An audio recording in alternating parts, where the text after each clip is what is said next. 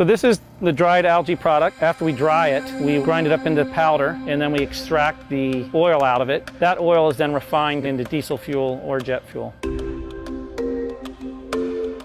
The fuel that we're producing is exactly the same in terms of performance as gasoline or diesel or jet. It's just a lot cleaner. I think the big difference is that all the other biofuels, you're growing it, you're just getting biofuel. In this case, every gallon of biofuel, you get 10 pounds of food with it. Dave Hazelbeck is the CEO and founder of Global Algae Innovations, a San Diego-based company growing algae on a farm in Hawaii, which he thinks could change the landscape of food and oil production. There's studies that show with algae grown to replace a large percentage of the animal feed, you could actually solve global warming to a large extent simply by doing that. Second thing is that the leading cause of global water impairment is runoff from agriculture. When we grow algae, there's no runoff. All the nutrients are captured in the algae. Environmentally is for deforestation. The leading cause of deforestation is for food production. With algae producing 40 times more per acre, that means if we plant 1,000 acres of algae, that's 40,000 acres of crops that don't need to be planted. So the work here we're doing is extremely important. The world desperately needs algae biofuels and algae protein production. It's going to have a big impact economically. It's going to have a big impact on reducing poverty, improving standards of living, because it'll create jobs and revenue in rural areas. That's why I decided to start this company, so that it could happen quickly, because it's too important for the world for it not to happen.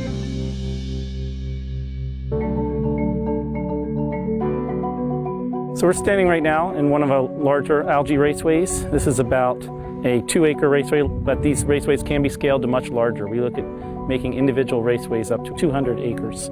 And this is next to a power plant. It's unique because that allows us to capture carbon dioxide and avoid that discharge and reuse it, and that prevents it from going into the atmosphere and causing global warming. If every power plant had an algae farm next to it, it could potentially solve the global warming issue entirely. In simple terms, algae is fairly easy to grow, and it's able to flourish just about anywhere, whether it be freshwater, seawater, or brackish water. All it really needs is a good supply of carbon dioxide and plenty of sunshine. And while the location of Global Algae Innovations in Kauai makes sense, Hazelbeck's team has come across some obstacles trying to scale the process up.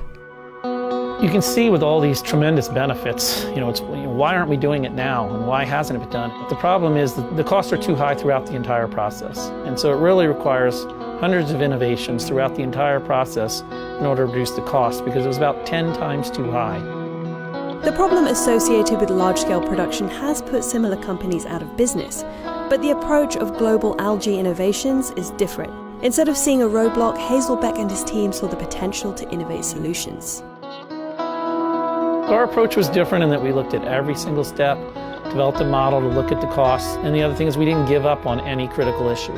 So a gallon of oil when we started would have been about $30 a gallon. Now, with the innovations we've made over the last few years, we're down in the range of $2 to $3 a gallon as a projected cost.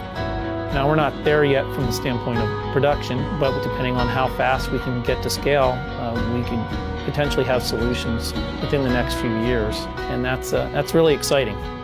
It'll change the geopolitics of the world. A lot of the reasons we have wars are because of fights over resources. And by creating a more equitable distribution, with countries being able to make their own, it should lead to a more stable and peaceful world. Algae biofuel could potentially be used in engines that we already have, and there would be no additional infrastructure needed, as it would be available at your local gas station.